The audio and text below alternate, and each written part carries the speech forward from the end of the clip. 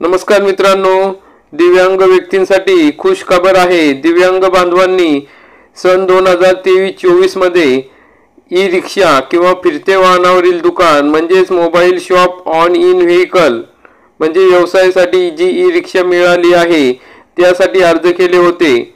मग त्या संदर्भात काहींना या ठिकाणी पात्रता पूर्ण केल्यानंतर ई रिक्षा मिळालेली आहे, पण काही जण पात्रता पूर्ण करूनही अजून ई रिक्षा मिळाल्या नाही, तर मग त्या ई रिक्षा मिळणार आहेत त्या संदर्भातील नवीन अपडेट आली आहे।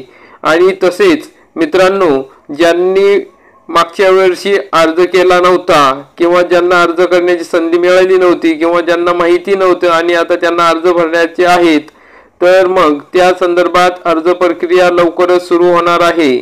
त्या संदर्भात महत्त्वाची अपडेट शासनाने त्यांच्या अधिकृत वेबसाईटवर टाकलेली आहे। त्या संदर्भात आज आपण माहिती बघणार आहोत। तर मग मित्रांनो, हा व्हिडिओ आपण शेवटपर्यंत बघा आणि लाभार्थ्यांपर्यंत ही माहिती शेअर करा। आपण जर या चॅनलवरती नवीन असाल तर चॅनलला सबस्क्राईब करा, बेल आयकॉनला क्लिक करा, म्हणजे असेच नवीन माहितीपूर्ण व्हिडिओ आपल्याला बघायला मिळतील। चला तर मग मित्रांनो, बघूया शासनाच्या महाराष्ट्र राज्य दिव्यांग व वित्त व विकास महामंडळ मर्यादित मुंबई या शासनाच्या अधिकृत वेबसाईटवर काय माहिती दिली आहे। तर सर्वप्रथम आपण mshfdc.co.in या ठिकाणी आलेलो आहोत। मग त्या ठिकाणी बघा मित्रांनो, मुखपृष्ठावरच या ठिकाणी प्रस्तावनेमध्ये सांगितले आहे, दिव्यांगांना दिव्यांगत्व हे शाप न वाटता ते वरदान वाटले पाहिजे। अशा प्रकारची कामगिरी करण्यासाठी आपले हे महामंडळ कटिबद्ध आहे। दिव्यांग बांधवांनी आपली निराशा झटकून महामंडळाच्या विविध योजनांचा लाभ घ्यावा व मुकम करोति वाचालम पंगुम लघयते गिरिम ही म्हण प्रत्यक्षात आणून दाखवावी।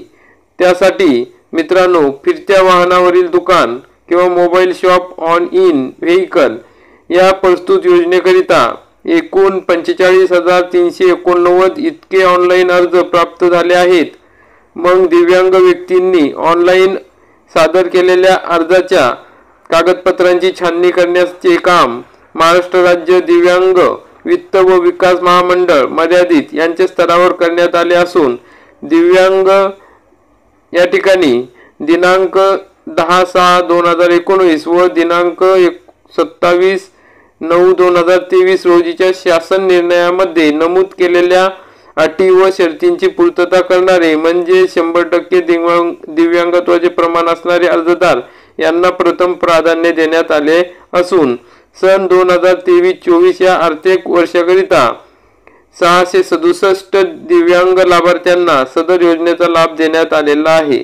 तसेच पात्रतेचे निकष पूर्ण करत नसल्यामुळे काही दिव्यांग अर्जदाराचे अर्ज अपात्र ठरवण्यात आले आहेत।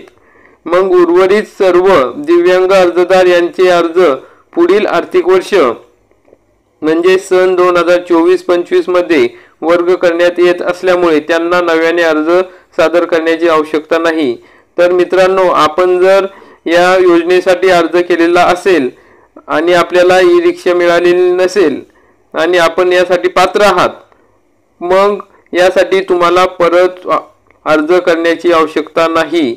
मग तुमचा ज्यावेळेस या ठिकाणी नंबर येईल त्यावेळेस तुम्हाला ही ई रिक्षा किंवा ही या योजनेतून तुम्हाला लाभ मिळणार आहे। तर मग मित्रांनो, या ठिकाणी कोण या आता अर्ज करू शकतो, तर मग केवळ ज्या दिव्यांग व्यक्तींनी यापूर्वी ऑनलाईन अर्ज सादर केलेला नाही अशाच दिव्यांग व्यक्तींकरिता वर्ष 2024-25 अंतर्गत नोंदणी पोर्टल म्हणजेच लोकसभा निवडणूक 2024च्या आदर्श आचारसंहितेचा कालावधी पूर्ण झाल्यावर सुरू करण्यात येणार आहे, याची कृपया नोंद घ्यावी। अशा प्रकारची या ठिकाणी महत्त्वपूर्ण माहिती महाराष्ट्र राज्य दिव्यांग वित्त व विकास महामंडळ मर्यादित मुंबई यांनी या ठिकाणी दिलेली आहे। तर मित्रांनो, म्हणजेच ही निवडणूक संपल्यानंतर पुन्हा या योजनेसाठी अर्ज प्रक्रिया सुरू होणार आहे। तरी आपण या ठिकाणी अर्ज करून आपण या योजनेचा लाभ घ्यावा आपले कोणी शेजारी नातेवाईक असतील त्यांना या योजनेचा लाभासंदर्भात माहिती द्यावी, म्हणजे त्यांनाही या योजनेचा लाभ मिळेल आणि हे दिव्यांग व्यक्ती त्यांच्या स्वतःच्या पायावर उभे राहून ते स्वतः त्यांचा व्यवसाय सुरू करू शकतील आणि त्यांचे या ठिकाणी चांगल्या प्रकारे विकास होईल।